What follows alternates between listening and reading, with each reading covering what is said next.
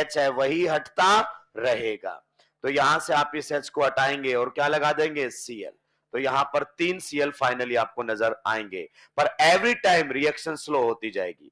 ये फास्ट, ये स्लो, और ये और भी ज्यादा स्लो हो जाएगी। हालांकि रेट संबंधित बातें आज तक उसने नहीं की हैं, लेकिन दोस्त जिस दिन भी की साफ कर देगा।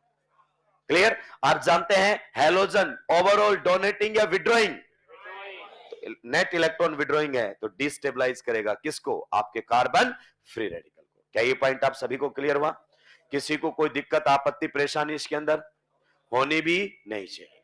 तो ये हमारे सामने कुछ पर्टिकुलर क्वेश्चंस हैं जो आपसे पूछे जा सकते हैं। पहले टाइप का क्वेश्चन जिसमें आपसे बातें करेगा मेजर प्रोडक्ट की, किसकी बातें करेगा, मेजर प्रोडक्ट की। आप इसमें नोट लगाकर लिख सकते हैं कि जो आपका हेलोजिनेशन है वो एक्सक्लूसिवली कहां पर होगा, एलाइलिक एंड बेंजाइलिक कार्बन पर। अगर आपके पास एलाइलिक और बेंजाइलिक हाइड्रोजन है तो आप उसी हाइड्रोजन को रिप्लेस कीजिए, क्योंकि वही CH बॉन्ड सबसे वीक है। तो नोट लगाकर लिख सकते हैं। रुक गया हूं भाई।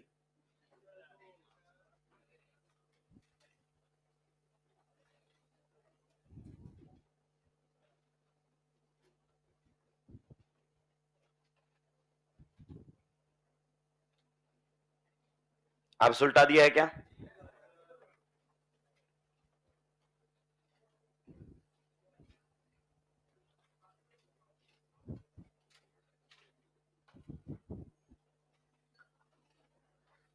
रेडिकल जब तक चलेगा हर दिन एक बार आप जो मैकेनिज्म है ना हेलोजिनेशन वाला वो रिकॉल करके आएंगे। Chain initiation, chain propagation, chain initiation में X2 किस में टूटेगा, X रेडिकल में। चेन प्रोपेगेशन के पहले स्टेप में X रेडिकल किसको हटाकर ले जाएगा, हाइड्रोजन को। कौन से हाइड्रोजन को हटाएगा, जिसके हटने से सबसे ज्यादा स्टेबल रेडिकल, बस जहां कार्बन पर रेडिकल बना वहीं पर X आएगा अगले स्टेप में। चेन प्रोपेगेशन के दूसरे स्टेप में जो आपका R रेडिकल है वो X2 से क्या चुरा लेगा, X, और वापस X रेडिकल जनरेट हो जाएगा। And this process will keep repeating, इसीलिए इनको चेन रिएक्शन के नाम से जाना जाता है। क्या ये पॉइंट क्लियर हुआ? चलिए अब हम आगे बढ़ते हैं। सभी ने सुलटा दिया है? नोट लगाकर आप लिख सकते हैं।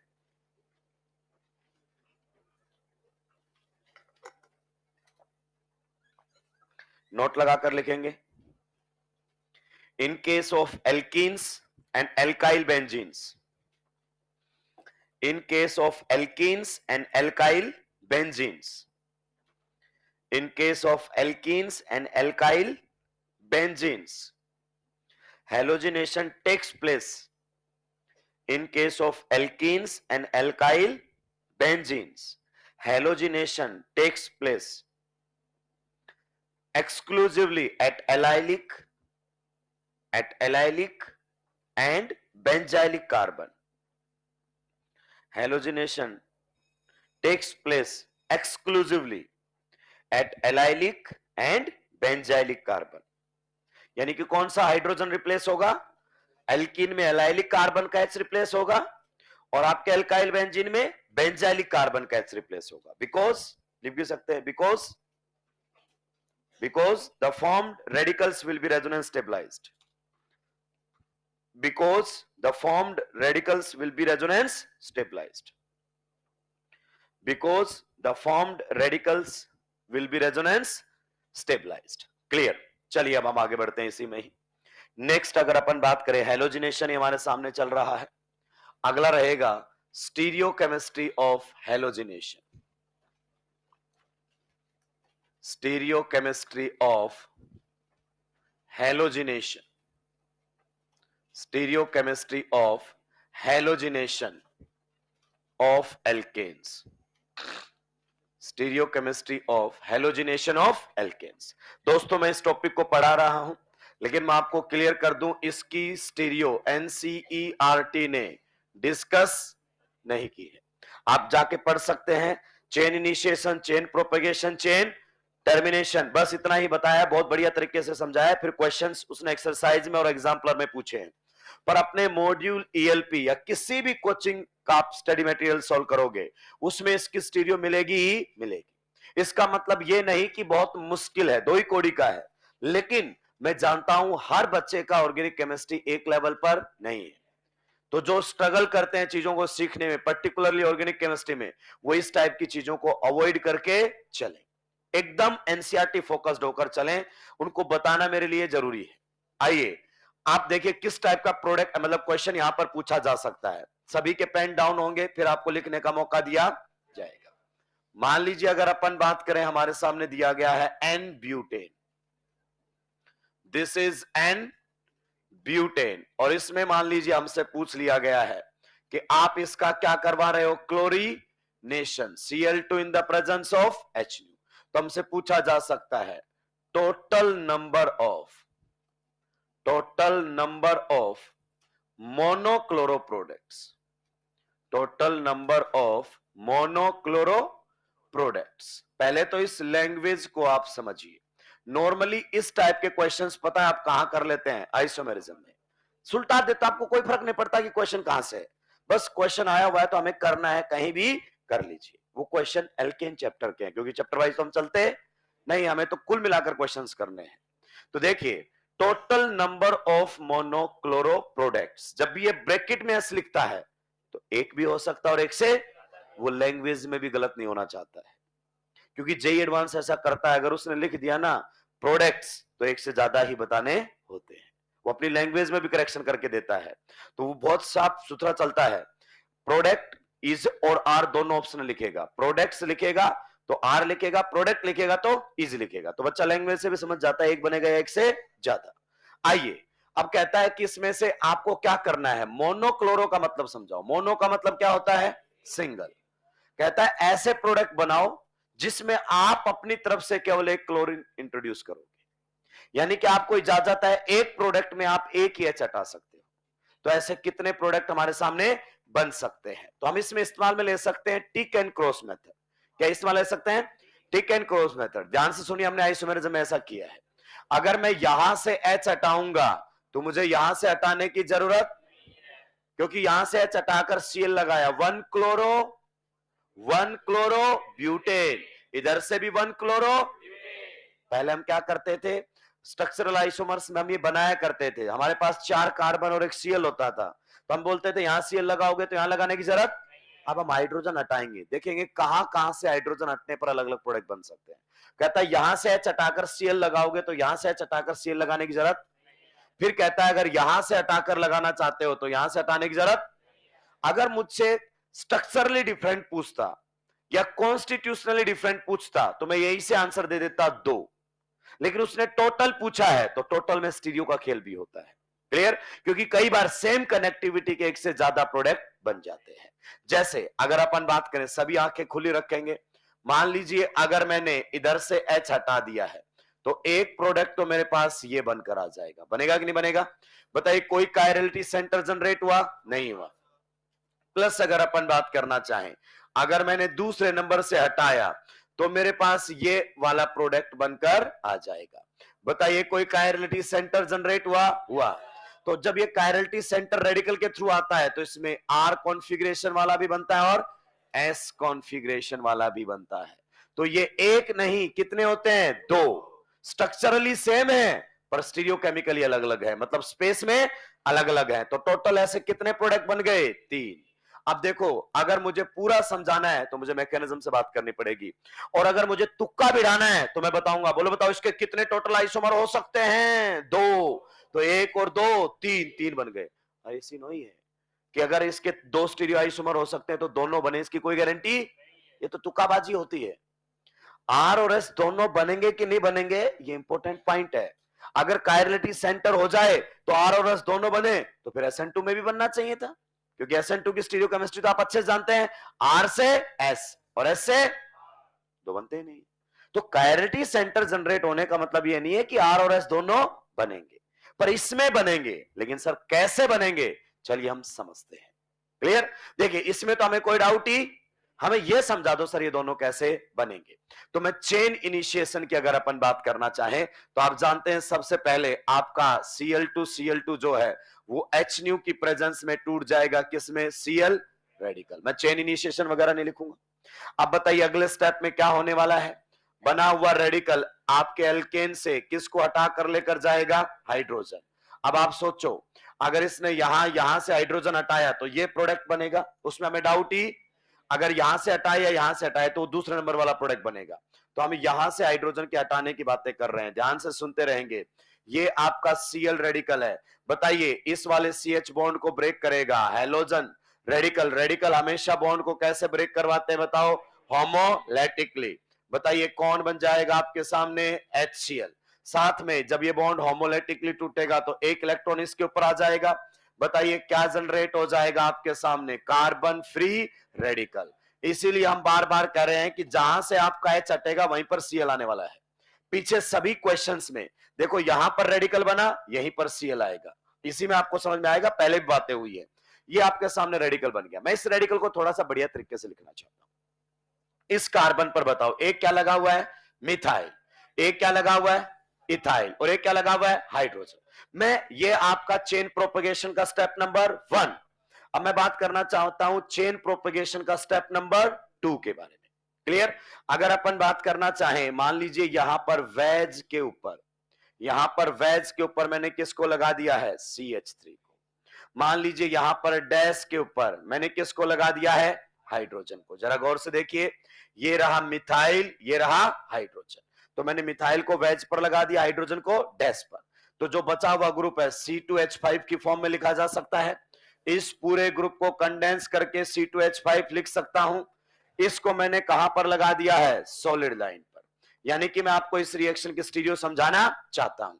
इस कार्बन पर क्या है? Free radical. अब मैं आपको कैसे याद दिलाऊं, हम जीओसी से पढ़ रहे हैं कि जिस कार्बन के ऊपर होता है क्या? फ्री रेडिकल, तो सबसे पहले तो आप बताओगे मुझे उसकी हाइब्रिडाइजेशन स्टेट क्या होती है? सबसे पहले तो आप बताओगे उसकी हाइब्रिडाइजेशन स्टेट क्या होती है? sp2। और जो आपका अनपेड इलेक्ट्रॉन होता है वो कौन से ऑर्बिटल में होता है? वो होता है आपका p ऑर्बिटल। इसी p ऑर्बिटल की वजह से जो ये आपका रेडिकल है क्या करता था? हाइपर। इसी p ऑर्बिटल की वजह से क्या करता था? रेजोनेंस। बताया था कि नहीं बताया था? तो इसके पास आपका p ऑर्बिटल है कुछ इस तरीके से, जिसमें कौन मौजूद है? एक अनपेड इलेक्ट्रॉन। यानी कि अब मैं रिएक्शन को इसी को ही थोड़ा सा बढ़िया तरीके से लिख दिया है। अब आएगा चेन प्रोपेगेशन का दूसरा स्टेप। देखिए, सबसे पहले रिकॉल कीजिए, चेन इनिशिएशन, एक्स रेडिकल का generation. Chain propagation step number 1, x radical CH bond को तोड़ेगा, एल्काइल रेडिकल जनरेट करेगा जो मिथाइल रेडिकल बना था। फिर वो आपका एल्काइल रेडिकल X2 पर अटैक करके RX और X रेडिकल बना देगा। वही X रेडिकल दोबारा से CH बॉन्ड को तोड़ेगा, R रेडिकल बना देगा। फिर वो R रेडिकल X2 पर अटैक करेगा, RX और X रेडिकल बना देगा। This process will keep repeating. तो मैं आपको मैकेनिज्म ही दोबारा से एक तरीके से बता रहा हूं। तो यहां पर अब ये रिएक्शन करने के लिए आएगा किसके साथ? Cl2 के साथ। सभी लोग अपनी आंखें खुली रखेंगे। इतिहास गवाह है, रेडिकल की वजह से जब भी बॉन्ड टूटे हैं, रेडिकल की वजह से जब भी बॉन्ड टूटे हैं, होमोलैटिकली। तो यहां पर ये Cl2 का जो बॉन्ड है वो ब्रेक हो जाएगा। कैसे? होमोलैटिकली। इसका मतलब अब यहां से आपका जो है वो बॉन्ड बनाने वाला है कौन? Cl। तो यहां पर Cl रेडिकल जनरेट हो जाएगा। ये यहां से भी बॉन्ड बना सकता है कौन? Cl radical. और ये आपका Cl रेडिकल जनरेट हो जाएगा। दोस्तों, अगर आप इसके स्टीरियो समझना चाहते हो तो एक पॉइंट को बहुत ढंग से समझिए। आपका जो p ऑर्बिटल होता है ना, क्या होता है? उसके पास दो लोब होती है। क्या मैं सही कह रहा हूं? ये सबसे शानदार और एक्सक्लूसिव पॉइंट है। आपके p ऑर्बिटल के पास दो लोब होती हैं और दोनों लोब में से किसी भी साइड से बॉन्ड बनने की प्रोबेबिलिटी इक्वल है। मैं क्या कह रहा हूं समझिए। मान लीजिए अगर अपने पास ये कोई p ऑर्बिटल है, px मान लेते हैं, तो कोई आपका दूसरा इधर की साइड से भी ओवरलैप कर सकता है। बताइए बॉन्ड फॉर्मेशन हो गया कि नहीं हो गया? और ये इधर वाली लोब की बजाय इधर वाले लोब से भी तो क्या कर सकता है? ओवरलैप। बताइए बॉन्ड फॉर्मेशन हो गया कि नहीं हो गया? तो दोनों साइड से बॉन्ड बनाने की प्रोबेबिलिटी 50% है। तो मैं यही समझा रहा हूं कि जब आपका Cl रेडिकल जुड़ेगा ना, तो वो p ऑर्बिटल की इस लोब से भी जुड़ सकता है और p ऑर्बिटल की इस लोब से भी जुड़ सकता है। दोनों में से किसी भी लोब से बॉन्ड बना सकता है। अब आधे बच्चे सोचते हैं लेकिन सर इलेक्ट्रॉन तो एक ही लोब में है ना। ये रिप्रेजेंटेशन है। ये क्या है? रिप्रेजेंटेशन। इसका मतलब तो यह है कि जो एक इलेक्ट्रॉन है ना वो इस एरिया में पाए जाने की प्रोबेबिलिटी सबसे ज्यादा है। अगर आप ये सोच रहे हैं कि ये इलेक्ट्रॉन यहां पर इस लोब में है तो फिर आपने केमिकल बॉन्डिंग को पढ़ा ही नहीं है। क्लियर? ये जो आप ऐसे बनाते हो ना लोब, इसका मतलब क्या होता है कि भाई इलेक्ट्रॉन इस एरिया में पाए जाने की प्रोबेबिलिटी सबसे ज्यादा है। क्लियर? तो आपका इस लोब या इस लोब में से कहीं से भी बॉन्ड फॉर्मेशन हो सकता है। मान लीजिए अगर इस लोब से बॉन्ड की फॉर्मेशन हो गई तो आपके सामने किस प्रकार की बातें होंगी, ध्यान से सुनते रहिए। यहां पर हमारे सामने रहेगा C2H5। बताइए वेज के ऊपर कौन है? CH3। बताइए डैश के ऊपर कौन है? हाइड्रोजन। और आपका Cl आकर जुड़ जाएगा किधर? इधर। ये आपके सामने आकर जुड़ जाएगा कौन? Cl। ईसर वाली लोब से अगर बॉन्ड बनाया तो Cl ऊपर की साइड रहेगा। आपका जो कार्बन पहले क्या था? sp2, अब क्या हो जाएगा? sp3। तो आपका ट्राइगोनल प्लेनर से अब ज्योमेट्री हो जाएगी टेट्राहेड्रल। ऐसा भी हो सकता है कि सर नीचे वाली लोब से बॉन्ड बन जाए, कोई बात नहीं है। अगर नीचे वाली लोब से बॉन्ड बना, आप बताइए Cl कहां की साइड जुड़ेगा? नीचे की साइड। तो Cl आपका यहां पर आकर जुड़ जाएगा और Cl यहां पर आकर जुड़ा तो आपका C2H5 यहां चला जाएगा, बाकी एज इट इज रहेंगे। बताइए वेज के ऊपर कौन है? CH3। बताइए डैश के ऊपर कौन है? हाइड्रोजन। बताइए आपका कार्बन sp2 से क्या हो गया है? sp3। नो डाउट यहां पर भी साथ में कौन जनरेट होगा? Cl radical. यहां पर भी साथ में कौन जनरेट होगा? Cl radical. फिर ये Cl रेडिकल वापस से एल्केन के साथ रिएक्शन करेंगे और ये प्रोसेस चलता रहेगा। जरा ध्यान से देखिए, क्या आपके बने हुए प्रोडक्ट के अंदर कायरलिटी सेंटर है? ये देखिए इस कार्बन पर जुड़े हुए चारों एटम और ग्रुप डिफरेंट है। क्या इसमें ये कायरलिटी सेंटर है? जी हां, molecules containing single chirality centre. मेरी बात को ध्यान से सुनिए, पूरी ऑप्टिकल रिवाइज होती चलेगी। अब इसमें क्या है? Single chirality centre. And molecules containing single chirality centre कैसे होते हैं? कायरल। कायरल मतलब ऑप्टिकली कायरल मॉलिक्यूल का मिरर इमेज कौन होता है? बोला नहीं आपने। कायरल मॉलिक्यूल का मिरर इमेज कौन होता है? उसका इनेंशियोमर। तो देखो ये एक दूसरे के क्या बन चुके हैं? Enantiomers. And enantiomers are same compound और different? Enantiomers are same compound or different? Enantiomers are the stereoisomers which are mirror image. Stereoisomer मतलब different compound. क्लियर? तो यहां पर आपका enantiomer बने हैं। दोनों की अमाउंट कितनी बनेगी? 50-50। अगर दो enantiomer इक्वल अमाउंट में है तो क्या होगा? रेसमाइजेशन। ए आंखें खोलो, आने वाले टाइम में अगर स्टीरियो पर खेला तो पूछेगा in which reaction racemization will take place. तुम्हें लगता है केवल रेसमाइजेशन SN1 में होता है और कहीं होता ही ये नहीं होता? रेसमाइजेशन, रेसमाइजेशन का मतलब क्या है? When formed products are enantiomer of each other. जब बने हुए प्रोडक्ट एक दूसरे के क्या हो? एनेंशियोमर, तो उस रिएक्शन में रेसमाइजेशन होगा। अगर दोनों की अमाउंट बिल्कुल बराबर है तो 100% रेसमाइजेशन होगा। तो क्या इस रिएक्शन में रेसमाइजेशन होगा? होगा, क्योंकि बने हुए प्रोडक्ट एक दूसरे के क्या है? इनेंशियोमर्स। क्लियर? सर आपने एक पॉइंट पढ़ाया था, इनेंशियोमर्स का RS कॉन्फ़िगरेशन ऑपोजिट होता है।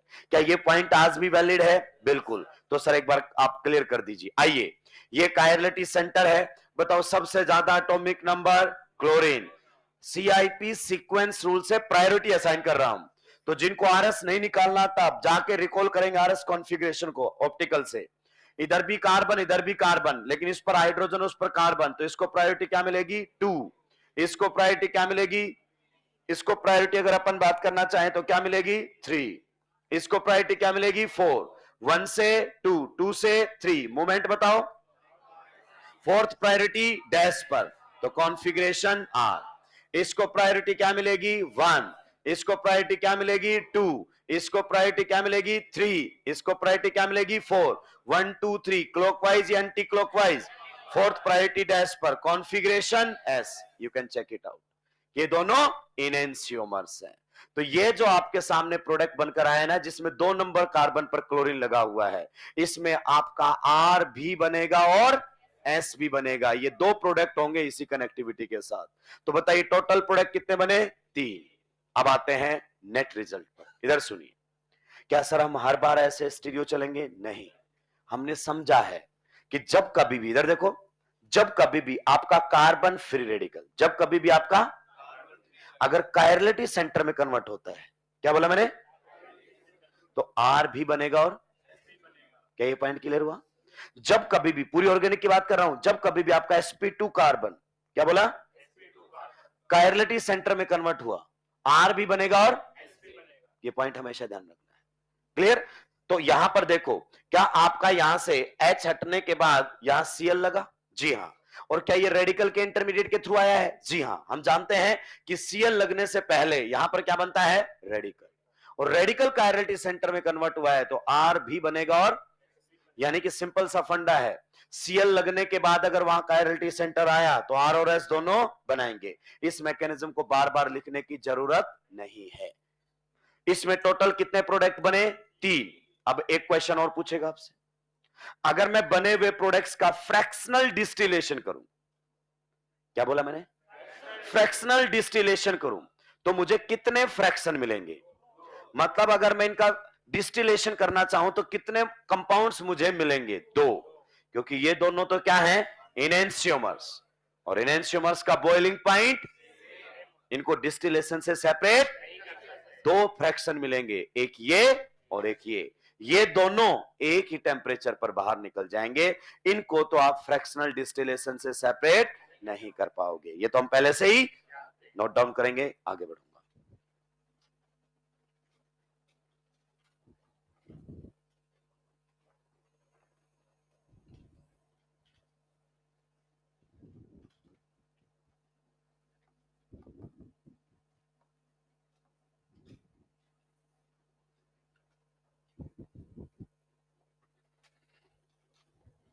जब कभी भी आपका रेडिकल कायरलिटी सेंटर में कन्वर्ट हो तो वो आर भी बनाएगा और एस भी बनाएगा। अब डायरेक्ट क्वेश्चन करेंगे, हमें पता है हेलोजिनेशन में रेडिकल बनता ही बनता है। जहां पर आपका एक्स लगा है पहले वहां पर एच हटेगा और कौन बनेगा? रेडिकल। तो रेडिकल इंटरमीडिएट है और कायरलिटी सेंटर जनरेट होता है तो आर और एस दोनों बनेंगे।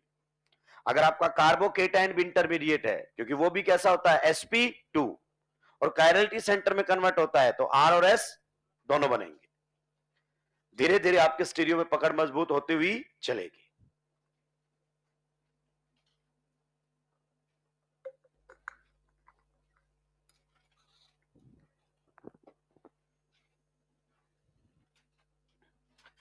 मैं आपको बार बार कह रहा हूं, मॉड्यूल और ईएलपी को बहुत ढंग से आप सॉल्व कर लें, जीओसी को। ये जो टॉपिक चल रहा है तब तक आप रेडिकल रिवाइज करते रहें। आपको जो क्वेश्चन मिलेगा उसमें रेडिकल के क्वेश्चंस भी मिलेंगे, सारे जीओसी में जो थे उस टाइप के क्वेश्चंस यहां भी मिलेंगे। तो जीओसी आप नहीं भूलने वाले, चैप्टर वाइज चलने का ये बेनिफिट रहेगा आपको।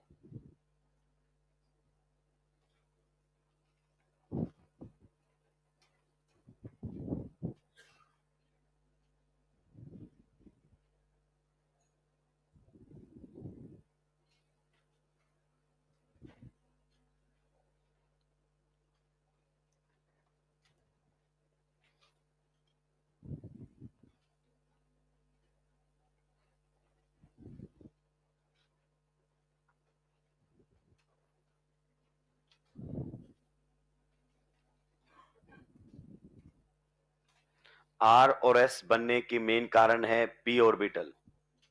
पी ऑर्बिटल के पास 2 लोब होती हैं, दोनों में से किसी भी साइड से बॉन्ड बना सकता है वो। दोनों साइड से बॉन्ड बनने की प्रोबेबिलिटी इक्वल, तो 50% ये बनेगा और 50% ये बनेगा। ये जबरदस्त पॉइंट है। आपको ये कहने वाले बहुत लोग मिलेंगे कि sp2 अगर कायरलिटी सेंटर में कन्वर्ट हुआ तो आर भी बनेगा और एस भी बनेगा। केटाइन एस रेडिकल, मतलब केटाइन और रेडिकल कायरलिटी सेंटर बने तो आर और एस दोनों, लेकिन क्यों बनेंगे उसके पीछे लॉजिक है P orbital. P orbital has 2 lobes और दोनों लोब से बॉन्ड बनाने की प्रोबेबिलिटी इक्वल है उसके पास।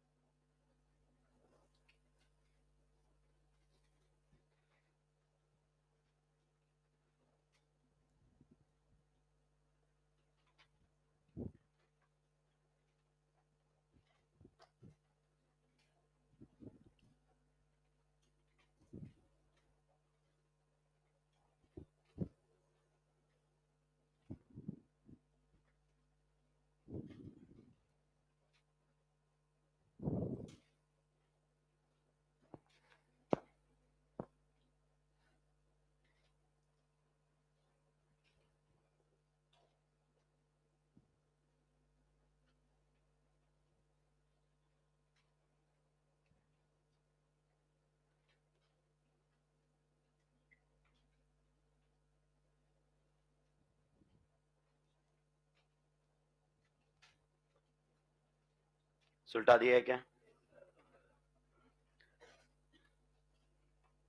इस टॉपिक को जब आप रिवाइज करोगे तो इस टॉपिक से केवल क्या समझना है कि जहां पर आपका रेडिकल बना है, अगर वो कायरलिटी सेंटर में कन्वर्ट हुआ तो आर भी बनेगा।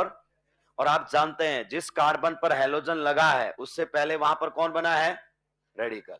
तो अगर इंटरमीडिएट रेडिकल है और फिर आपका वो कायरलिटी सेंटर में कन्वर्ट हुआ है तो आर और एस दोनों ही बनेंगे। बस खत्म हो गया। उसके बाद रिवीजन में इतने पॉइंट रिवाइज किए जाते हैं कि इससे मुझे क्या ध्यान रखना है। जिस दिन हम पढ़ेंगे उस दिन बहुत बढ़िया तरीके से रिवाइज करने का तरीका अलग, क्योंकि आपको पढ़ाना थोड़ी, आपको तो क्वेश्चंस करने हैं। सुलटा दिया है क्या? आगे क्वेश्चन लिखेंगे भाई, समय नहीं हमारे पास।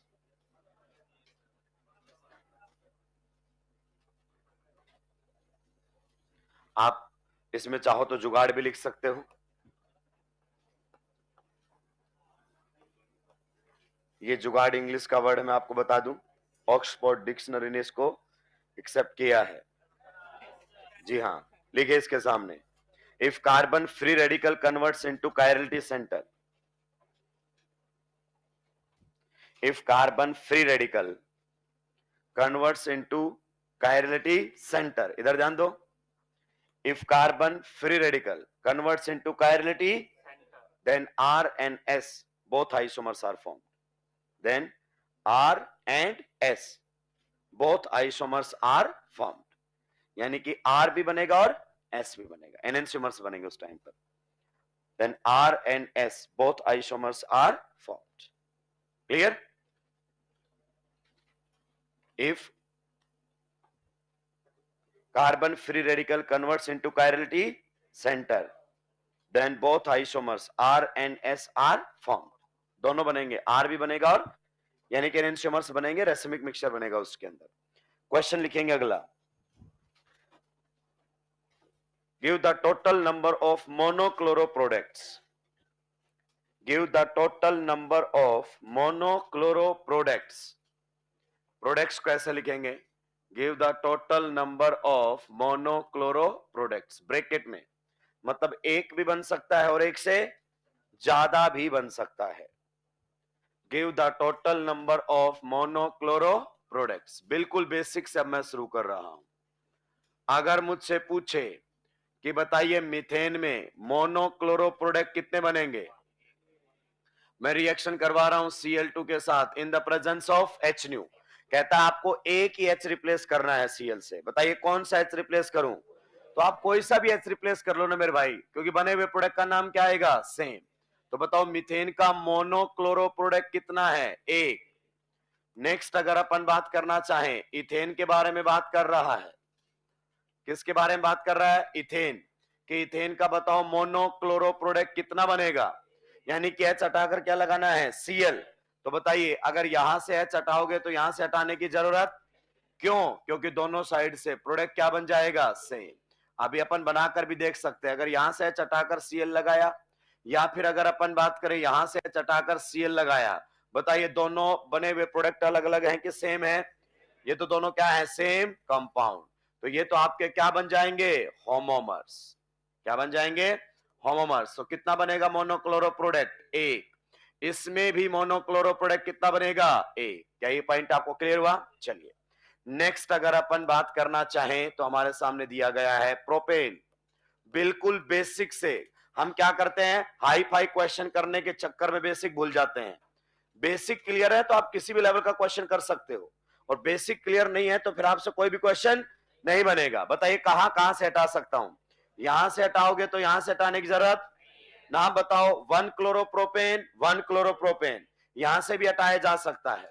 अगर मुझसे यह बोल देना कि स्टीरियो मत बताओ, एक्सक्लूड कर दो स्टीरियो को, तो दो बनेंगे, लेकिन उसने टोटल बोला है तो मुझे स्टीरियो भी बताना पड़ेगा, तो फिर Cl लगाकर देखना पड़ेगा दोस्त। पहले में जहां जहां टिक लगाया वहां वहां Cl लगाओ और चेक करो क्या कोई कायरलिटी सेंटर जनरेट हुआ? क्या कोई कायरलिटी सेंटर जनरेट हुआ? नहीं हुआ। दूसरी जगह फिर जहां टिक लगाया वहां पर Cl लगाओ और देखो क्या कोई कायरलिटी सेंटर जनरेट हुआ? नहीं। तो कितने बनेंगे? दो। तो इसके नंबर ऑफ मोनोक्लोरो प्रोडक्ट्स कितने बनेंगे प्रोपेन के केस में, बताइए जल्दी से? 2। पक्का? जी हाँ। नेक्स्ट अगर अपन बात करना चाहें क्वेश्चन नंबर 4, और मैं बता रहा हूं आपको, यहां से साफ करेगा एक दिन, और वो दिन कब होगा मुझे नहीं पता, लेकिन बहुत जल्दी यहां से लोगों को साफ करेगा। Cl2 in the presence of H। ये आपके सामने दिया गया है नियोपेंटेन। क्या दिया गया है? नियोपेंटेन। कहता है नियोपेंटेन का मोनोक्लोरिनेशन करवाने पर कितने प्रोडक्ट बनेंगे मोनोक्लोरो पॉसिबल? पॉसिबल पूछ रहा है, माइनर मेजर की बात। ए ध्यान से सुनो, क्या मैंने ये पूछा मेजर बताओ? कहता है माइनर मेजर सब मिलाकर बता दो कितने बनेंगे। क्या आप मुझे बता सकते हो इसमें कौन सा रेडिकल बनेगा? कौन सा रेडिकल बनेगा? दिमाग में पूरे मैकेनिज्म के स्टेप लाओ। चेन इनिशिएशन, Cl रेडिकल का जनरेशन। चेन प्रोपेगेशन का पहला स्टेप, Cl रेडिकल किसी ना किसी H को हटाएगा, और H इनमें से कहीं से भी हटा ले एक ही। पक्का? तो इस रिएक्शन का इंटरमीडिएट बता सकते हो कौन सा एल्काइल रेडिकल बनेगा? मेरे भाई पता है तूने अभी ध्यान नहीं दिया है, ये एल्काइल रेडिकल बनेगा कि नहीं बनेगा? क्या ये बना हुआ एल्काइल रेडिकल रीअरेंज होगा? आपको वो रीअरेंज करके देगा कि बोलेगा देख ये भी प्रोडक्ट बन सकता है क्या? नहीं, रेडिकल का रीअरेंजमेंट नहीं होता है।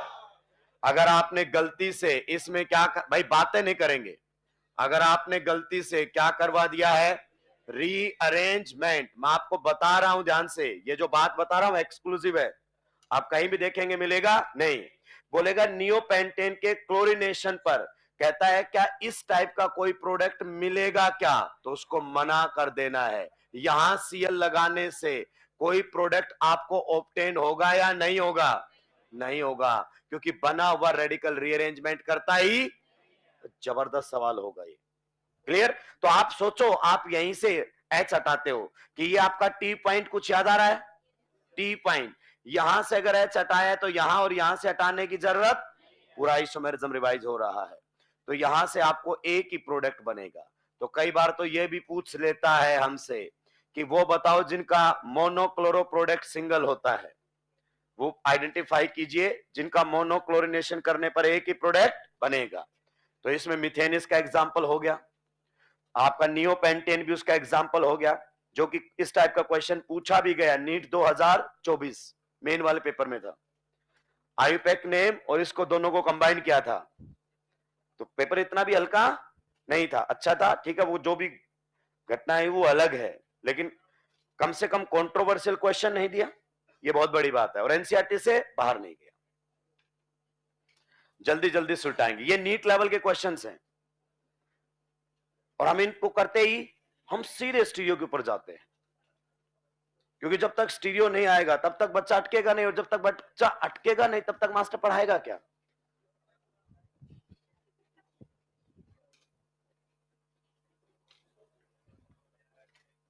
तो नियोपेंटेन के हेलोजिनेशन में उस टाइप का कोई प्रोडक्ट ऑब्टेन, रीअरेंजमेंट होता ही नहीं है। ध्यान रखना इस बात का, आएगा ये क्वेश्चन कभी ना कभी, क्योंकि बच्चा लगाएगा अपना दिमाग कि हाँ ये भी तो बन सकता है रीअरेंज होकर।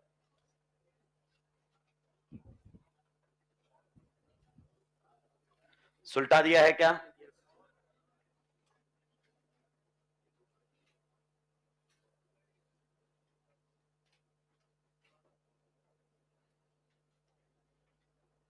क्या हम आगे बढ़ सकते हैं?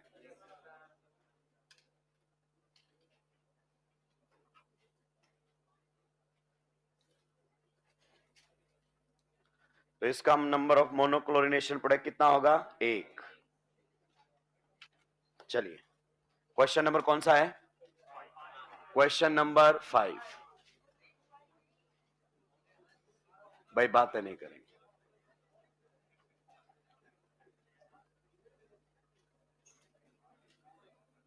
हमारे सामने दिया गया है एन पेंटेन, और इसमें बना रहा है आपको मोनोक्लोरिनेशन प्रोडक्ट। अब आपके लिए छोड़ रहा हूं मैं, क्वेश्चन आगे लिख रहा हूं।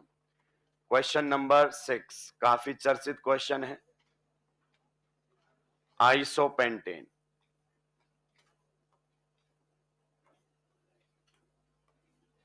इसके बारे में भी अगर अपन बात करना चाहें तो रिएक्शन करवा रहे हैं Cl2 in the presence of HNu। पूछ रहा है कितने नंबर ऑफ मोनोक्लोरो प्रोडक्ट्स आपको यहां से ऑब्टेन हो जाएंगे।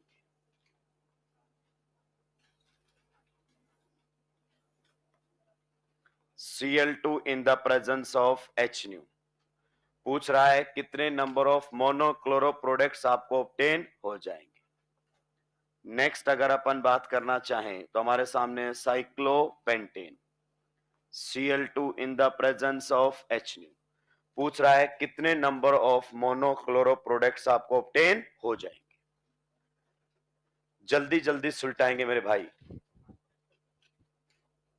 एटलीस्ट क्वेश्चन नंबर 5 का आंसर मैं आपसे एक्सपेक्ट करता हूं। क्वेश्चन नंबर 5, आइए आप बताओ मुझे, सबसे पहले क्या डिसाइड करेंगे, कहां से H हटाया जा सकता है, कहां से H हटाया जा सकता है, पहले ये डिसाइड करो। देखो अगर यहां से H हटाओगे तो यहां से हटाने की जरूरत, किसी को डाउट है?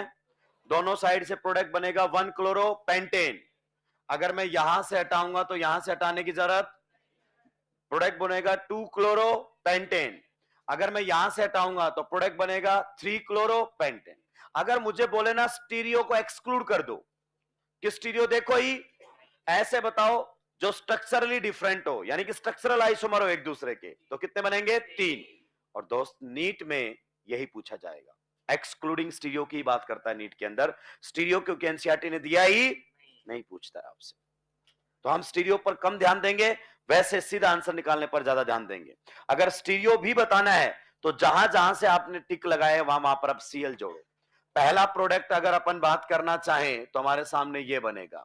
चेक करते रहे कहीं कोई कायरलिटी सेंटर तो नहीं बन गया है, चेक करते रहे कहीं कोई कायरलिटी सेंटर बना है क्या? नहीं। पहले वहां देखे जहां सीएल लगा है, नहीं वहां कोई कायरलिटी सेंटर नहीं, उसके अलावा बिल्कुल भी नहीं। नेक्स्ट अगर अपन बात करना चाहें तो देखते रहे कहीं कोई कायरलिटी सेंटर तो जनरेट नहीं हो गया है। क्या कोई कायरलिटी सेंटर जनरेट हुआ? हुआ। ये कायरलिटी सेंटर, अच्छा, यानी कि ये तो रेडिकल के थ्रू आया होगा। इधर ध्यान दो, पहले ये चटा होगा रेडिकल, अरे इधर तो ध्यान दीजिए। पहले आप अगर अपन बात करना चाहें रिएक्शन में तो किस प्रकार से रिएक्शन हुई होगी? पहले सीएल रेडिकल ने इस H को हटाया होगा, एल्काइल रेडिकल बना होगा, फिर ये रेडिकल कायरलिटी सेंटर में कन्वर्ट हुआ होगा। तो जहां सीएल लगता है ना फाइनली, वहां पहले रेडिकल होता है। क्लियर? और रेडिकल अगर कायरलिटी सेंटर में कन्वर्ट होगा तो हम जानते हैं आर भी बनेगा, और तो यहां पर हम बोलेंगे आर भी बनेगा और एस भी बनेगा। नेक्स्ट अगर अपन बात करना चाहें अगले में, अगर हम सीएल लगाएं तो यहां लगेगा। आप बताइए कहीं कोई कायरलिटी सेंटर जनरेट हुआ क्या? नहीं। तो अगर मुझसे टोटल पूछे तो ये अब एक नहीं, कितने काउंट होंगे? 2। 1 2 3 और 1 4, तो टोटल तो कितने बनेंगे? 4 बनेंगे। अगर मुझसे पूछे अगर मैं इसका फ्रैक्शनल डिस्टिलेशन करवाऊं, सभी ध्यान दीजिए, अगर मैं इसका क्या करवाऊं? फ्रैक्शनल डिस्टिलेशन, यानी कि बने हुए प्रोडक्ट्स को सेपरेट करूं on the basis of their boiling, तो कितने फ्रैक्शन मिलेंगे? 3। इसका फ्रैक्शन अलग, इसका फ्रैक्शन अलग, और इन दोनों का एक ही मिलेगा क्योंकि एनेंशियोमर है एक दूसरे के, एनेंशियोमर्स हैव सेम बॉइलिंग। पक्का? चलिए अगले क्वेश्चन की तरफ अगर अपन बढ़े तो ये अपने आप में एक बेहतरीन क्वेश्चन है, अगर नीट लेवल पर आया तो नो डाउट ये शानदार क्वेश्चन कहलाएगा। लेकिन सबसे पहले मुझे ये बताओ कहां कहां से H हटाया जा सकता है? क्वेश्चन नंबर 6 में देखो, अगर मैं गौर से देखूं तो ये टी पॉइंट नजर आ रहा है, सभी का ध्यान इधर होना चाहिए। सबसे पहले स्टेप नंबर 1, कहां कहां से H हटाया जा सकता है, वहां से आपको स्ट्रक्चरल तो पता चल जाएंगे, फिर जहां जहां से हटाया जा सकता है वहां एक्स लगा लगा कर देखो, कायरलिटी सेंटर तो नहीं बन रहा है। तो अगर अपन बात करें, अगर मैं यहां से H हटाना चाहता हूं तो यहां से हटाने की जरूरत, टी पॉइंट से कम 2 आइडेंटिकल पोजीशन मिलती है, याद है ना, आइसोमेरिज्म बताया था। तो यहां से हटाओ यहां से हटाओ, एक ही बात। अच्छा, टी पॉइंट पर हाइड्रोजन है क्या? है, तो यहां से भी हटाया जा सकता है, यहां से भी और यहां से भी। अगर मुझसे पूछे number of monochloro products which are structurally different, कितने बनेंगे? 4, नीट का काम हो गया। या फिर विच आर कॉन्स्टिट्यूशनली डिफरेंट, 4, या कई बार लिख देते हैं इग्नोर स्टीरियो, तो भी कितने बनेंगे? 4। अगर टोटल पूछे तो अब मुझे बनाकर भी देखने पड़ेंगे। दोस्त ध्यान से सुनते हुए जाएंगे, ध्यान से। क्लियर? जहां जहां आपने टिक लगाया है वहां वहां पर सीएल लगाएंगे। अगर मैंने यहां पर सीएल लगाया तो देखिए कहीं कोई कायरलिटी सेंटर जनरेट हुआ क्या? हो गया है भाई, आंखें बंद करके चलते हो। लेकिन कायरलिटी सेंटर यहां पर जनरेट हुआ है, आंखें खोलो। कायरलिटी सेंटर जनरेट हुआ है लेकिन वहां नहीं जहां सीएल लगा है। पहले ये कायरलिटी सेंटर नहीं था क्योंकि ये दोनों ग्रुप क्या थे? सेम। तो ये कायरलिटी सेंटर, लेकिन जैसे ही आपने चटाकर सीएल लगाया अब इस कार्बन पर चारों ग्रुप क्या हो गए हैं? अलग। और ये बन गया है कायरलिटी सेंटर। अब मेरी लैंग्वेज पर ध्यान देना।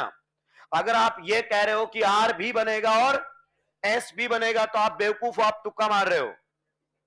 ये नहीं कह सकते क्योंकि आर और एस यहां कायरलिटी बनता तब मैं बात करता। लेकिन अब मुझे मालूम नहीं है इस मॉलिक्यूल की स्टीरियो।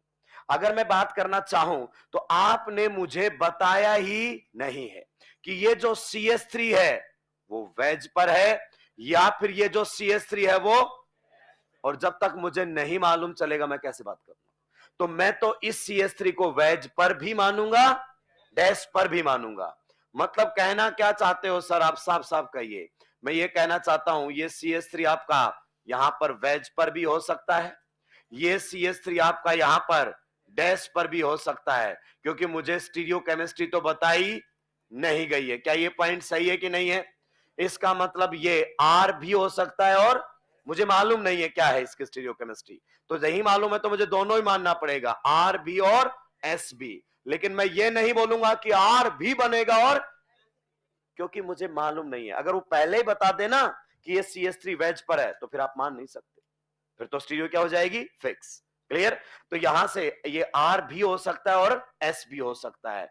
इसी स्ट्रक्चरल फॉर्मूले के कितने कंपाउंड्स होंगे? 2। नेक्स्ट, अब आपने जहां जहां टिक लगाया है वहां वहां से हटाते जाइए। अगर अपन बात करें यहां से है चटाकर सीएल लगाया, बताइए कहीं कोई कायरलिटी सेंटर जनरेट हुआ? जहां सीएल लगा है उसके अलावा भी चेक करो। हमने क्या मार खाई? क्योंकि हम वही देख रहे थे जहां सीएल लगा है। उसके अलावा भी कायरलिटी सेंटर कहीं बन सकता है क्या? कहीं कोई कायरलिटी सेंटर जनरेट हुआ? नहीं हुआ। आगे बढ़िए। नेक्स्ट, अगर अपन बात करना चाहें यहां पर सीएल लगाइए, बताइए कहीं कोई कायरलिटी सेंटर जनरेट हुआ? हाँ। और आप जानते हैं दोस्त, जहां सीएल लगा है ना वहां पहले रेडिकल था और रेडिकल के थ्रू कायरलिटी सेंटर बना है, तो आर भी बनेगा और एस भी बनेगा। यहां से एक नहीं दो बनेंगे। इसी स्ट्रक्चरल फॉर्मूले के दो कंपाउंड होंगे हमारे। नेक्स्ट, अगर अपन बात करना चाहें तो जहां से अगर अपन बात करें टिक लगाया है वहां से एच हटाकर क्या लगाएंगे? सीएल। बताइए कोई कायरलिटी सेंटर जनरेट हुआ क्या? नहीं। तो अगर मुझसे पूछे टोटल 2 3 और 2 5 और 1 6, तो टोटल तो कितने बनेंगे? 6। अगर मुझसे पूछे कि स्टीरियो को एक्सक्लूड कर दो तो कितने बनेंगे? 4। कम से कम एट लिस्ट एक्सक्लूडिंग स्टीरियो तो हमें आना चाहिए। क्या ये पॉइंट आपको क्लियर हुआ? मैं चाहूंगा क्वेश्चन नंबर 7 पर अब आप अपना हाथ साफ करें। क्वेश्चन नंबर 7 पर अब आप अपना हाथ साफ करें। सबसे पहले एटलीस्ट ये तो पहचाने दोस्तों कि कहां कहां से एच हटाया जा सकता है। सबसे पहले एटलीस्ट ये तो पहचाने मेरे भाई लोगों।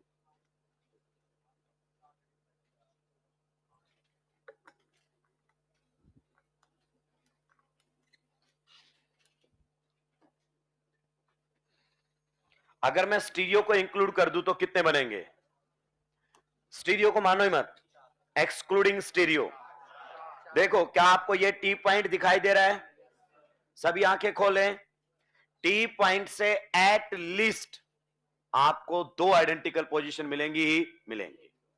इधर देखो, अगर यहां से एच हटाते हो तो यहां से हटाने की जरूरत, नाम लिख के देख लेना, सेम आएगा। यहां से एच हटाते हो तो यहां से हटाने की जरूरत, नाम लिख के देख लेना, सेम आएगा। यहां पर एच है क्या? हाँ है ना, हटा सकते हो, हटा सकते हो। 4 कितने लोगों के आ गए? Excluding stereo. Excluding stereo, stereo की बात नहीं कर रहा हूं। ये टिक लगाने कितने लोगों को आ गए हैं? नीट का काम हो गया अपना, सिंपल सी बात। अगर अपन बात करना चाहें, अगर अपन बात करें टोटल की, तो अब जहां जहां टिक लगाए ना वहां वहां सीएल लगा लो, आपको अपने आप आंसर आ जाएंगे। तो सबसे पहले अगर अपन बात करें यहां पर मैंने Cl लगाया, कोई कायरलिटी सेंटर जनरेट हुआ क्या? हो गया है मेरे भाई। ए आंखें खोलो, ये बन गया है कायरलिटी सेंटर। मैं ये नहीं कहूंगा कि आर भी बनेगा, और मुझे नहीं पता ये आर है या क्या आप इसका आरएस कॉन्फ़िगरेशन निकाल सकते हो? ए भाई, क्या आप इसका आरएस कॉन्फ़िगरेशन निकाल सकते हो? क्योंकि मुझे मालूम ही नहीं कौन वेज पर और कौन, तो मैं मानूंगा ये आर भी हो सकता है, एंड दो बनेंगे यहां से, सेम स्ट्रक्चरल फॉर्मूले वाले दो कंपाउंड होंगे। आगे बढ़ते हैं, जहां जहां आपने टिक लगाया है अब वहां वहां पर सीएल लगाएंगे। यहां पर अगर अपन बात करें, सीएल लगा दिया है, कायरलिटी सेंटर बन गया है, बन गए हैं, दो बन गए हैं मेरे भाई। फिर से आंखें खोलो, दो बन गए हैं, जहां सीएल लगा है वहां तो बना ही बना है, उसके अलावा भी बन गया है, क्योंकि पहले ये दोनों सेम थे, ये कायरलिटी सेंटर नहीं था। अब ये दोनों अलग, तो ये कायरलिटी सेंटर हो गया है। तो मैं इसमें क्या बोलूंगा, आर भी बनेगा, एस भी, और यहां पर आर भी हो सकता है, एस भी हो सकता है, मुझे मालूम। तो देखो कॉम्बिनेशन क्या क्या बन सकते हैं, पहले वाले पर आर रहे, दूसरे वाले पर भी आर, पहले वाले पर एस रहे, दूसरे वाले पर एस, पहले वाले पर आर रहे, दूसरे वाले पर एस, पहले वाले पर एस रहे, दूसरे वाले पर आर। तो इसी स्ट्रक्चरल फॉर्मूले के कितने कंपाउंड्स हो सकते हैं? 4। क्या ये पॉइंट आपको समझ में आया? चलिए, can we move to the next part. जहां जहां आपने टिक लगाया है मेरे भाई, वहां वहां अब सीएल लगाते हुए चलेंगे। बताइए, कहीं कोई कायरलिटी सेंटर जनरेट हुआ क्या? नहीं हुआ। Can we move to the next part? जी हां। और जहां टिक लगाया वहां पर सील लगाएंगे, बताएंगे कहीं कोई कायरलिटी सेंटर जनरेट हुआ क्या? नहीं हुआ। तो टोटल कितने बन गए हैं? 2 + 4 6 + 2 8। तो टोटल तो बन गए हैं 8, एंड एक्सक्लूडिंग स्टीरियो कितने बनेंगे? 4। मैं आपको बता दूं, नीट मतलब एक्सक्लूडिंग स्टीरियो। क्वेश्चन नंबर 8 का भी मुझे जवाब देंगे, कितने नंबर ऑफ मोनोक्लोरो प्रोडक्ट्स बनेंगे? बताओ कौन सा हाइड्रोजन हटाऊं? कोई सा भी हटा लो सर, कद्दू फर्क, एक ही नाम आ रहा है क्या? 1 क्लोरोसाइक्लोपेंटेन। आप बताइए, कोई कायरलिटी सेंटर वेंटर तो जनरेट नहीं हुआ है? नहीं। तो कितना बनेगा? मात्र 1। ये आपके सामने क्वेश्चन पूछा जाएगा। इस वैरायटी के और क्वेश्चंस आपको मिलेंगे क्वेश्चन बैंक के थ्रू। पर आप ये मत सोचिए ये आपने किए हैं, इनमें से एक भी क्वेश्चन आपने नहीं किया है, ये तो सारे क्वेश्चन मैंने किए हैं। तो इसको आप 80% क्वेश्चन प्रैक्टिस में काउंट मत करिएगा, ये तो सारे के सारे मैंने ही किए हैं। आगे बढ़ सकते हैं, चलिए नेक्स्ट हमारे सामने रहेगा nitration of alkanes. Nitration of alkanes, nitration of alkanes, substitution reactions में हम चल रहे हैं। सबसे पहले हमने कौन सा पढ़ा? हेलोजिनेशन। नेक्स्ट हमारे सामने रहेगा नाइट्रेशन ऑफ एल्केन्स। ए भाई जल्दी जल्दी लिखा करो।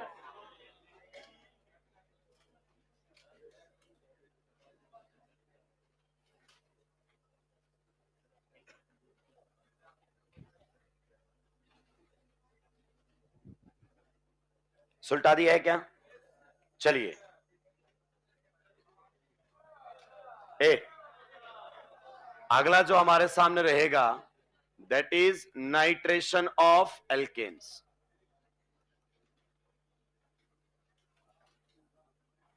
नाइट्रेशन ऑफ एल्केन्स, मैं आपको बताऊं, एनसीईआरटी ने नाइट्रेशन सल्फोनेशन का नाम जरूर लिखा है, पर कोई एग्जाम्पल नहीं दिया है। क्लियर? तो पहले आप इसमें लिख दे, nitration of alkanes takes place, nitration of alkanes takes place, nitration, यहां से लिखो, nitration of alkanes is an example of free radical substitution. Uh, nitration of alkanes is an example of free radical substitution. Alkanes की maximum reaction कौन सी है? Free radical, बाकी से तो ये भिड़ते ही नहीं है। Nitration of alkanes is an example of free radical substitution. आइए एक एग्जाम्पल के थ्रू बातें समझेंगे। मान लीजिए अगर अपने पास क्या दिया हुआ है? प्रोपेन, और इसकी रिएक्शन हम करवाएंगे नाइट्रेशन के लिए किसके साथ, HNO3 के साथ। टेम्परेचर जो आपका रहता है वो लगभग रहता है 400 डिग्री सेल्सियस के आसपास, तो आप पाएंगे काफी हाई टेम्परेचर है। तो इसमें मिक्सचर ऑफ प्रोडक्ट्स बनते हैं, सभी ध्यान से सुनते हुए जाएंगे। मिक्सचर ऑफ प्रोडक्ट्स बनते हैं, यहां पर भी आपको NO2 लगा हुआ मिल सकता है प्लस, अगर अपन बात करें यहां पर भी NO2 लगा हुआ मिल सकता है।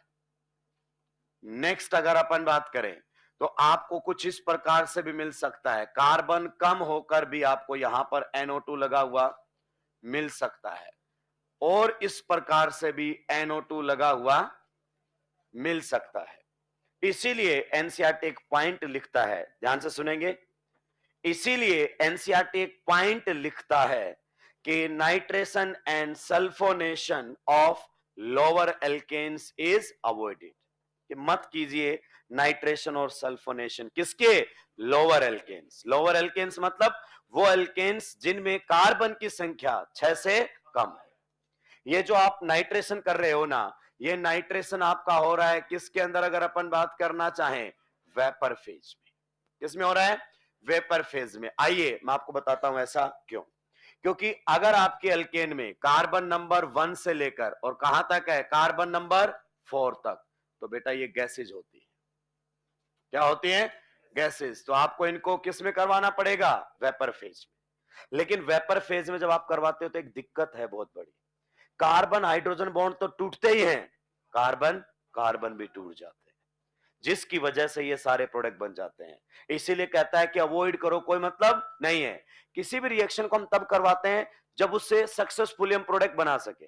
मान लीजिए अगर मुझे बनाना ये है, लेकिन ये इकलौता नहीं बनेगा, इसके साथ बहुत सारे बनेंगे, बहुत सारे बनेंगे दोस्त, तो फिर सेपरेशन में मुझे दिक्कत आएगी, जाहिर सी बात। क्लियर। तो अगर अपन बात करें इसको अवॉइड किया जाता है, हम लिखवाएंगे भी। हाँ, अगर कार्बन की संख्या 6 या 6 से ज्यादा है तो वो एल्केन्स आपकी लिक्विड हो जाती है, तो आप लिक्विड फेज में नाइट्रेशन करवा सकते हैं, फिर कोई दिक्कत नहीं है। मैकेनिज्म मैं बता रहा हूं, हालांकि मैंने इससे पहले इन सभी रिएक्शंस को क्या किया है, अवॉइड किया है। आप जानते हैं अगर आपने रेडिकल जनरेशन की सॉरी फ्री रेडिकल की बात की है तो आपको रेडिकल जनरेट करना ही पड़ेगा, और रेडिकल जनरेट होगा आपका HNO2 से। ध्यान से सुनते हुए जाएंगे। क्या मैं HNO2 को इस HNO3 को इस प्रकार से लिख सकता हूं, अगर आपने इसके ऊपर क्या अप्लाई किया, हीट, तो इसी बॉन्ड में EN डिफरेंस सबसे कम है। आप जानते हैं नॉन पोलर बॉन्ड होमोलेटिकली टूटते हैं। अगर आप सोच रहे हैं कि ऑक्सीजन हाइड्रोजन का तोड़ दो, अच्छी खासी पोलरिटी है उसमें, तो जितना EN डिफरेंस ज्यादा होगा हिट्रोलेटिकली टूटने के चांसेस ज्यादा हैं। तो यही बॉन्ड आपका कैसा टूटेगा, होमोलेटिकली। तो होमोलेटिकली का मतलब एक इलेक्ट्रॉन नाइट्रोजन पर, एक इलेक्ट्रॉन ऑक्सीजन पर। तो यहां पर आपके सामने जनरेट हो जाएगा OH फ्री रेडिकल, एंड अगर अपन बात करना चाहें NO2 फ्री रेडिकल। क्या ये पॉइंट क्लियर हुआ। फिर अगर अपन बात करें तो आपका जो OH है वो रिएक्शन करने के लिए आएगा अल्केन के साथ। मुझे एक बात बताओ, क्या एल्केन में सभी हाइड्रोजन्स के हटने का रिलेटिव रेट सेम रहेगा, नो। आप जानते हैं अलग अलग डिग्री के हाइड्रोजन हटेंगे तो अलग अलग डिग्री के रेडिकल, यहां से मोस्ट स्टेबल रेडिकल आपका बन सकता है। तो अगर यहां से रिएक्शन हुई तो ये बॉन्ड कैसे टूटेगा, होमोलेटिकली, एक इलेक्ट्रॉन इधर और एक इलेक्ट्रॉन इधर। आप बताइए इन दोनों में क्या हो जाएगा, बॉन्ड फॉर्मेशन। तो अगर बॉन्ड फॉर्मेशन हो गया तो आप बताइए यहां तो कौन बन जाएगा, H2O। लेकिन आप जानते हैं रेडिकल रिएक्शन करता है तो एक नया रेडिकल जनरेट कर देता है। कौन जनरेट हो गया है आपका, एल्काइल रेडिकल। क्लियर। ये एल्काइल रेडिकल अब किसके साथ भिड़ जाएगा, NO2 रेडिकल के साथ, और शायद अब मुझे बताने की जरूरत ना हो। आप जानते हैं NO रेडिकल के सामने रेडिकल आएंगे, दोनों आपस में भिड़ मरेंगे। क्लियर। तो यहां से आपका ये इलेक्ट्रॉन देगा, यहां से आपका ये इलेक्ट्रॉन देगा, और ये प्रोडक्ट आपके सामने बनेगा। So one of the hydrogen is being replaced by NO2, so nitroalkane is form. Replacement reaction है, जी हां। रिएक्टेंट और प्रोडक्ट की साइड देखो, ये रिएक्टेंट है और ये क्या है, प्रोडक्ट। तो आपका H हटकर कौन आ गया है, NO2, रिप्लेसमेंट है। और रिप्लेसमेंट कौन से मैकेनिज्म के थ्रू हुआ है, रेडिकल, तो फ्री रेडिकल रिप्लेसमेंट हो गया। क्या ये पॉइंट क्लियर हुआ। अब अगर अपन बात करें सर ये तो आपने समझा दिया, ये कैसे बनेगा। आप सोचिए अगर ये हाइड्रोजन ना हटकर ये हटा होता तो वो प्रोडक्ट बन जाता। क्लियर? तो ठीक है ये बात भी सर, लेकिन ये और ये कैसे बनेंगे? भाई आप जो टेम्परेचर ले रहे हो बहुत ही ज्यादा टेम्परेचर आप ले रहे हो, और इस टेम्परेचर पर आपके एल्केन्स के बॉन्ड भी टूट सकते हैं। अगर गलती से ये वाला बॉन्ड टूट गया होता तो एक रेडिकल ये और एक रेडिकल वो, ये NO2 के साथ जुड़कर ये प्रोडक्ट बना देता, और ये NO2 के साथ जुड़कर ये प्रोडक्ट बना देता। तो लोअर एल्केन्स का नाइट्रेशन अवॉइड किया जाता है, इवन सल्फोनेशन भी अवॉइड किया जाता है। 6 कार्बन या उससे ज्यादा हो तो ये रिएक्शन सक्सेसफुल होती है, अदरवाइज सक्सेसफुल नहीं होती है। क्या नाइट्रेशन में सभी हाइड्रोजन्स को हटाना एक ही बात है, इक्वली से हटेंगे? No, no doubt. आपका सेकेंडरी हाइड्रोजन फास्ट हटेगा, क्यों? सेकेंडरी रेडिकल बनेगा। प्राइमरी स्लो हटेगा, क्यों? क्योंकि प्राइमरी रेडिकल बनेगा, just like your halogenation. Note down करेंगे, आगे बढ़ूंगा।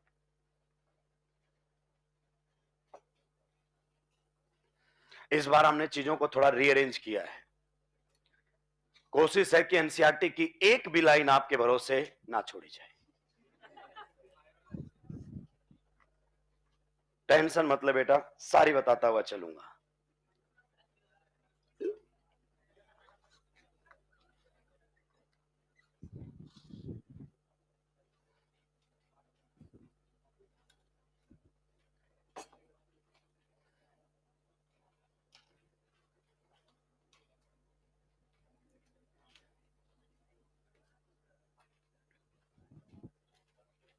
याद रहे उस बॉन्ड को होमोलेटिकली ब्रेक करना है जिसमें ईएन डिफरेंस सबसे कम है। ऑक्सीजन हाइड्रोजन बॉन्ड को मत तोड़ देना, क्योंकि ऑक्सीजन और हाइड्रोजन में ईएन डिफरेंस ज्यादा है, उस बॉन्ड की पोलैरिटी ज्यादा है। पोलैरिटी ज्यादा है तो उसके हिट्रोलेटिकली टूटने के चांसेस ज्यादा है।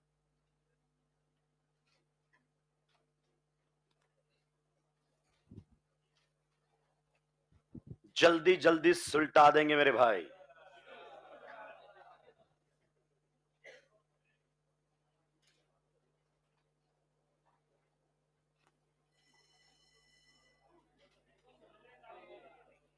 चला जाऊंगा मैं बहुत जल्दी ही।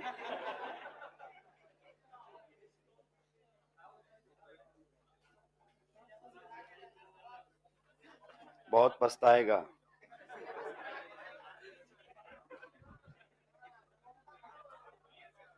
सुबह सुबह तुम ऐसी बातें करते हो, गलती से ऊपर वाले ने सुन लिया ना बेटा। अगर मैं 10-15 लेक्चर और रिएक्शन में ले लिया और मैं निकल गया तो ये ध्यान रखना, किसी और का समझ नहीं, आदत बिगड़ जाएगी, क्योंकि हर स्टेप की एक्सप्लेनेशन आपको चाहिएगी। रिकॉर्डिंग देख लेंगे, बहुत बढ़िया है। पहले मैं बोल दूं मैं कहीं निकलने वाला, तुम कह रहे चले जाओ की बात कर रहा हूं मैं। तुम कुछ भी फैला सकते हो, तुम्हारे ऊपर विश्वास नहीं किया जा सकता। लिखिए इसके अंदर, लिखिए vapour phase nitration causes chain fusion. Vapour phase nitration causes, vapour phase nitration causes chain fusion. Chain fusion का मतलब समझ रहे हो? आपकी अल्काइल चेन ही टूटने लग जाएगी। जैसे ये प्रोडक्ट किसकी वजह से बना है? Chain fusion. ये प्रोडक्ट किसकी वजह से बना है? Chain fusion. तो कहता है अवॉइड करो। आपको लोअर एल्केन में वेपर फेज लगाना ही पड़ेगा, क्योंकि वो कैसी होती हैं? गैसियस। फुल स्टॉप के बाद लिखेंगे liquid phase nitration is possible. इस चीज की एक्सप्लेनेशन नहीं आएगी आधे ज्यादा लोगों से कि लोअर एल्केन्स का नाइट्रेशन और सल्फोनेशन क्यों अवॉइड किया जाता, अलग अलग तरीके से समझाएंगे। Liquid phase nitration is possible for alkanes. Liquid phase यानी कि लिक्विड मीडियम की बात कर रहा है। Liquid phase nitration is possible for alkanes having 6 or more number of carbon atoms, having 6 or more number of carbon atoms।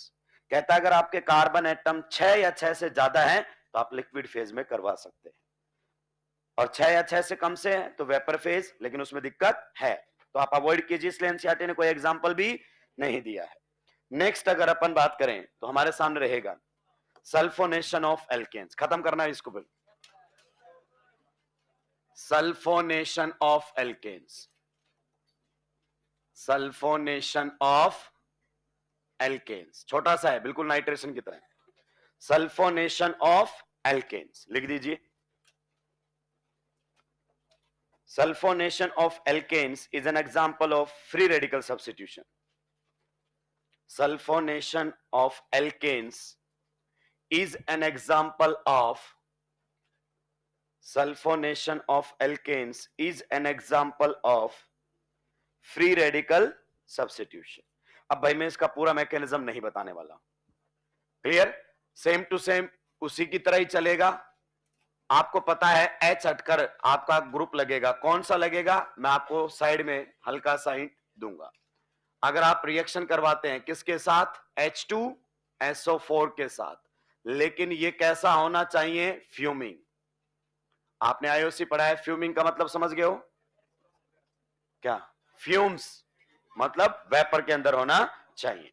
तो जो आपका ये 3 डिग्री हाइड्रोजन है ये हट जाएगा और यहां पर आपको ये ग्रुप लगा हुआ नजर आएगा, यहां पर आपको ये वाला ग्रुप लगा हुआ नजर आएगा। अब आप बोलोगे सर ये रिएक्शन कैसे हुई? अगर आपने ये बोल दिया है कि ये रिएक्शन आपकी फ्री रेडिकल सब्स्टिट्यूशन का एग्जांपल है, तो फिर आप थोड़ा सा हमें आइडिया दीजिए कि रेडिकल कहां से जनरेट होगा। रेडिकल आपका जनरेट होगा H2SO4 से। तो सर कौन सा बॉन्ड टूटेगा? आप खुद दिमाग पर जोर डालिए। ऑक्सीजन और हाइड्रोजन बॉन्ड तोड़ने के बारे में सोच रहे हो तो आप दिमाग से, क्योंकि ये तो हाईली पोलर बॉन्ड है, इन्हीं में ईएन डिफरेंस कम है, तो यही बॉन्ड टूटेगा। कैसे? होमोलेटिकली। जैसे ही आप इस पर हीट अप्लाई करोगे, एक इलेक्ट्रॉन इधर और एक इलेक्ट्रॉन इधर, तो एक तो बनेगा आपके सामने OH रेडिकल और एक कहां पर बन जाएगा बताइए, सल्फर पर। पहले NO रेडिकल बना था, अब SO3H रेडिकल बना है, बाकी कोई भी चेंज नहीं है। आप देख सकते हो उसमें आपका OH ने इसको H को हटाया, रेडिकल जनरेट किया था, फिर NO2 जुड़ गया था, यहां पर भी OH रेडिकल इस H को हटाएगा, टर्सरी ब्यूटाइल रेडिकल बनेगा और फिर कौन जुड़ जाएगा आपका, SO3H। तो मैंने एनसीईआरटी ने जो लाइनें लिखी है उसकी भी आपको हिंट दे दिया है, पर इसमें भी कहता है अगर आपकी N एल्केन है ना तो अवॉइड कीजिए, अगर कार्बन की संख्या 6 से कम है तो अवॉइड कीजिए सल्फोनेशन को भी। तो लोअर एल्केन का मतलब उसका है नंबर ऑफ कार्बन एटम्स से। एक लाइन लिख दीजिए, उसके बाद खत्म है मामला। लिखिए, in case of N alkanes, in case of N alkanes, N alkanes का मतलब नॉर्मल एल्केन्स जिनमें ब्रांचिंग नहीं होती है। In case of N alkanes sulfonation is possible. In case of N alkanes, sulfonation is possible. Sulfonation is possible if it has 6 or more than 6 carbon atoms. If it has 6 or more than 6 carbon atoms. If it has 6 or more than 6 carbon atoms. While branched chain alkanes, while branched chain alkanes